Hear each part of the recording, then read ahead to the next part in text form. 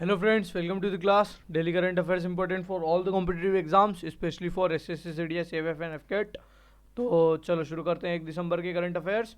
उठो जागो और तब तक मत रुको जब तक लक्ष्य ना प्राप्त हो जाए। और ये रहा हमारा सबसे पहला क्वेश्चन है recently which ministry of the government of India has launch the national campaign on gender based discrimination. नई चेतना पहल बदलाव की यह कैंपेन किसने लॉन्च किया है? Ministry of rural development. और इसका ये कैंपेन किस चीज़ के लिए है? जेंडर बेस्ड डिस्क्रिमिनेशन को ख़त्म करने के लिए। ओके, तो ये किसने लॉन्च किया है? Ministry of rural development. अब कमेंट करके बताओ कि किसमें डिस्क्रिमिनेशन के अगेंस्ट आर्टिकल कौन सा है? Right to freedom against discrimination, तो वो है आर्टिकल 15। ओके, आर्टिकल 15 में डिस्क्रिमिनेशन के अगेंस्ट में हमारा राइट है, राइट अगेंस्ट डिस्क्रिमिनेशन। ओके, ये article 15। So the correct answer for this question is Ministry of Rural Development. Question number 2. Recently, Jitendra Singh was awarded the National Gopal Ratna Award. To which state does he belong? तो national Gopal रत्न award यह मिला है जितेंद्र सिंह को मिला है national Gopal रत्न award. और ये कौन से स्टेट को बिलोंग करते हैं? ये बिलोंग करते हैं हरियाणा को। ओके, ये किसको बिलोंग करते हैं? हरियाणा को। अब हरियाणा की बात करें तो हरियाणा में राखीगढ़ी है और राखीगढ़ी में बिगेस्ट हरप्पा म्यूजियम बनने वाला है राखीगढ़ी में। ओके, और हरियाणा में ही नूह में, हरियाणा में गुरुग्राम और नूह में बिगेस्ट सफारी पार्क कहाँ बनने वाला है? ये भी बनने वाला है हरियाणा में। राजस्थान की बात करें तो डॉक्टर अंबेडकर लॉ यूनिवर्सिटी ये कहाँ खुलने वाली है? डॉक्टर अंबेडकर लॉ यूनिवर्सिटी ये खुलने वाली है जयपुर राजस्थान में। ओके, औस्त्रा हिंद ये कहाँ पे हुई थी? औस्त्रा हिंद एक्सरसाइज ये कहाँ पे हुई है? ये भी हुई है राजस्थान में।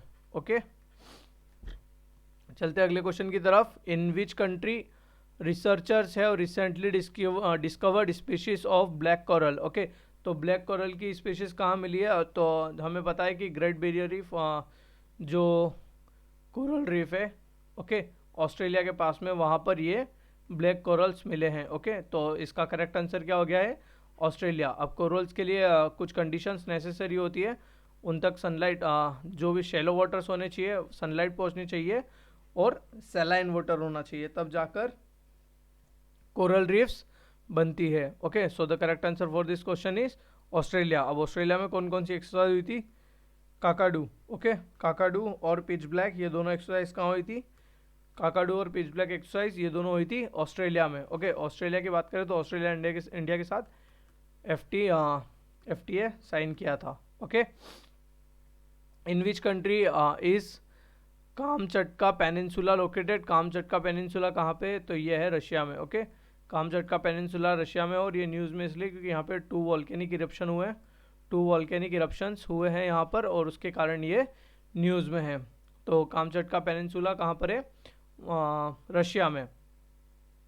अब वॉल्केनो की बात करें तो वॉल्केनो सबसे ज़्यादा कहाँ मिलते हैं? ये वॉल्केनिक इरप्शन सबसे ज़्यादा कहाँ मिलते हैं? पैसिफिक ओशियन के पास में ring of fire. Okay, ring of fire जो है वहाँ पर सबसे ज़्यादा वॉल्केनिक इरप्शंस और अर्थक्वेक पाए जाते हैं। Question number 5, hornbill festival is associate with which state? तो हॉर्नबिल फेस्टिवल कौन से स्टेट से एसोसिएट करता है? तो वो करता है नागालैंड से। ओके, नागालैंड में हॉर्नबिल फेस्टिवल मनाते हैं। हॉर्नबिल फेस्टिवल कहाँ मनाते हैं? नागालैंड में। अब हॉर्नबिल की बात है तो नागालैंड में ही अभी क्या हुआ था? बर्ड सेंसस कहाँ हुआ था? बर्ड सेंसस हुआ था नागालैंड में। अगर सिक्किम की बात करें तो सिक्किम का कौन सा है? पांग लहब सोल ये कहाँ का फेस्टिवल है? ये है सिक्किम का। और सिक्किम में ही इंडियन आर्मी ने एवेलॉन्च मॉनिटरिंग रेडार लगाया था। एवेलॉन्च मॉनिटरिंग रेडार ये सिक्किम में इंडियन आर्मी ने लगाया था। असम की बात करें तो असम में अंबुबाची का मेला कहाँ लगता है? अंबुबाची का मेला लगता है असम में ही माजुली रिवराइन आइलैंड है, जो कि बिगेस्ट रिवराइन आइलैंड है वर्ल्ड में। और ये कौन सी रिवर पर है? ये है ब्रह्मपुत्र रिवर पर। ये कुछ पर है? ब्रह्मपुत्र रिवर पर।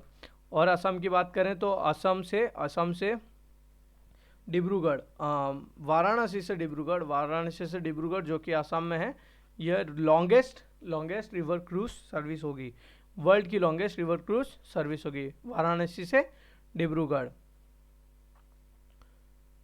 Question number 6, world AIDS day is observed annually on 1 December, what is the theme of world AIDS day for the year 2022। तो वर्ल्ड एड्स डे की इस बार की थीम थी इक्वलाइज। ओके, इस बार की थीम थी इक्वलाइज। अब एड्स का फुल फॉर्म क्या है? Acquire immuno deficiency syndrome, acquire immuno deficiency syndrome, ये एड्स का फुल फॉर्म है। और ये होता किससे है? ये होता है वायरस से, और उस वायरस का नाम क्या है? HIV। HIV का क्या है? Human immuno virus. Okay, human immuno virus, ये HIV का फुल फॉर्म है। अब इसके लिए टेस्ट कौन सा होता है? Elisa test. एलिसा टेस्ट किसके लिए होता है? एलिसा टेस्ट होता है एड्स के लिए। ओके, तो एलिसा टेस्ट HIV वायरस, और डिजीज़ का नाम है AIDS, acquired immuno deficiency syndrome. और इस बार किसकी थीम क्या थी? इक्वलाइज। मनाते कब है एड्स डे को? 1 दिसंबर को। So the equalise is the correct answer for the question. Question number 7, in which state was the vital life force Panch Mahabhuta conference Sumangalam series was organise. तो वायु कहाँ पे ऑर्गेनाइज हुआ था? वायु हुआ था भुवनेश्वर उड़ीसा में। इसके पहले देहरादून में आकाश कॉन्फ्रेंस कहाँ हुई थी?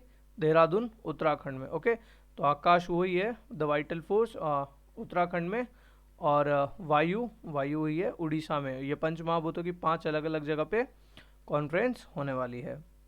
So the Orissa is the correct answer. अब भुवनेश्वर की बात है तो भुवनेश्वर में एल्यूमिनियम रेक कोच कहाँ से लॉन्च किए थे? हमारे मिनिस्टर ऑफ रेलवेज अश्विनी वैष्णव ने वो किए थे भुवनेश्वर उड़ीसा से।